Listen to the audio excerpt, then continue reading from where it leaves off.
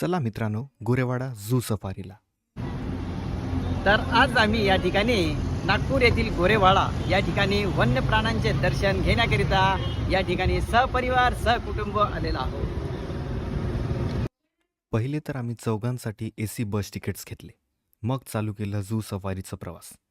तिथे अनेक प्राणी बघायला मिळाले, जसे की नीलगाय, भालू, हरिण, रानडुक्कर, वाघ सर्व प्राणी जवळून स्पष्ट बघायला मिळाले. त्यानंतर आम्ही केलं दाबून डब्बा पार्टी. आईस्क्रीम आणि पॉपकॉर्नसुद्धा खाल्ले. ह्या मिनी व्लॉगचा इंट्रो आणि आउट्रो माझ्या पप्पांनी केला आहे. कसं वाटलं नक्की कमेंट कराल. आणि हां, तुम्हीसुद्धा जाऊन या गोरेवाडाला. तर आज आम्ही या ठिकाणी गोरेवाड्याला आलो.